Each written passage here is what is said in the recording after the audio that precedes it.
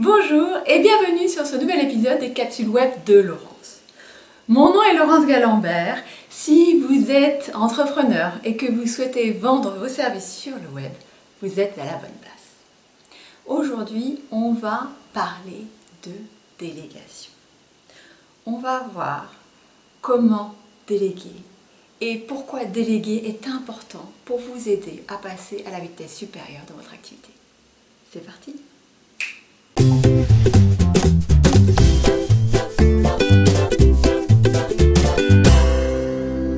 Alors d'après vous, est-ce qu'il est temps de déléguer?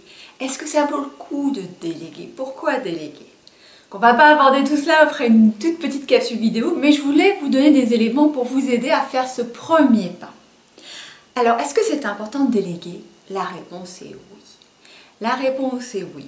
Petit à petit, votre objectif dans le cadre de votre activité va être de vous concentrer de plus en plus sur vos zones d'expertise, de travailler là où vous êtes véritablement doué et de progressivement vous débarrasser et déléguer, sous-traiter vos zones de moindre compétence. Là où, très clairement, vous n'êtes pas si doué que ça et d'autres pourront le faire nettement mieux que vous.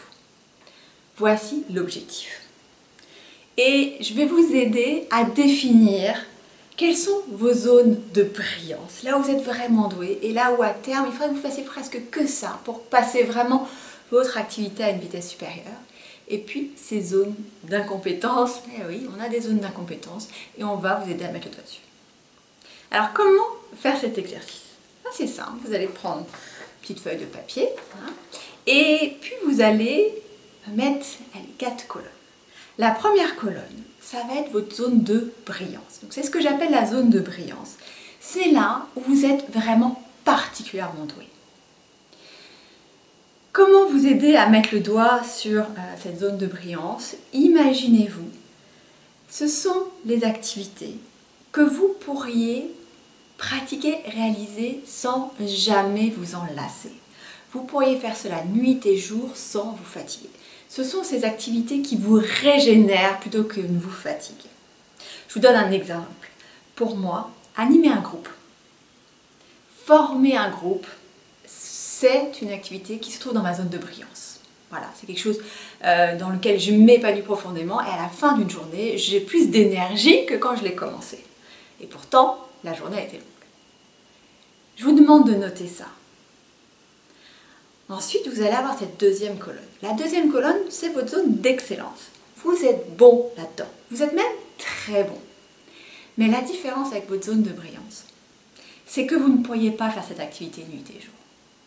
Parce qu'il y a un moment où vous en fatigueriez. Écrire des articles de blog, ça fait partie de ma zone d'excellence. C'est quelque chose que je fais bien naturellement. Est-ce que je pourrais faire ça nuit et jour? Non. J'en écris 3 à la suite, je suis fatiguée.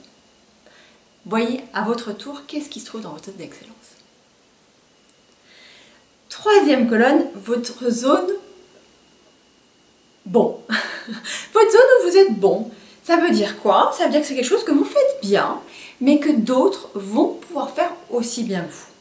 Un exemple pour moi, animer mes réseaux sociaux. C'est quelque chose que je sais bien faire, mais je n'ai aucun souci à ce que d'autres personnes le fassent à ma place. Ils le feront tout aussi bien que moi. Puis la dernière zone, c'est cette fameuse zone où vraiment ce n'est pas votre tasse de thé. Ce sont les activités que vous auriez intérêt à très rapidement déléguer. Pourquoi? Ce sont ces activités que vous faites moins bien que d'autres. Par exemple, pour moi, la comptabilité, suivi les chiffres, mais également l'aspect très technique. Ce sont des choses que je fais moins bien. Ce sont donc les premières choses que j'ai déléguées. Pourquoi? Parce que je perds de l'argent en réalité en faisant ces choses moi-même. Je perds du temps, de l'énergie, avec un résultat qui sera moindre que si quelqu'un d'autre le faisait à ma place. Donc maintenant, vous avez vos quatre cadrans, là, vos 4 colonnes. Les premières choses que vous allez déléguer, bien entendu, c'est ce qu'on s'est dit, c'est votre zone d'incompétence, votre zone pas ma tasse de thé. Ça, très rapidement et idéalement dès le début, je vous invite à investir pour vous faire accompagner par des pros dont c'est le cœur d'expertise. Un exemple, un site web. Très souvent, quand on démarre, on hésite. Est-ce que je le ferai pas moi-même? Non, vous allez y perdre beaucoup de temps, beaucoup d'énergie et le résultat ne sera pas à la hauteur. Il ne sera pas professionnel. Faites appel à un expert. Progressivement, vous pourrez ensuite continuer en déléguant la partie où vous êtes bon, c'est-à-dire dans la moyenne, hein, si on reprend les bons vieux diplômes qu'on peut recevoir, d'accord, vous êtes dans la moyenne et là, petit à petit, quand vous aurez suffisamment de revenus quelque part, vous pourrez investir et déléguer cette partie-là. Voilà, j'espère que cela vous aura aidé à y voir un petit peu plus clair, à mieux vous connaître, mieux comprendre vos zones de compétences et puis à petit commencer à sous-traiter, déléguer. À très bientôt!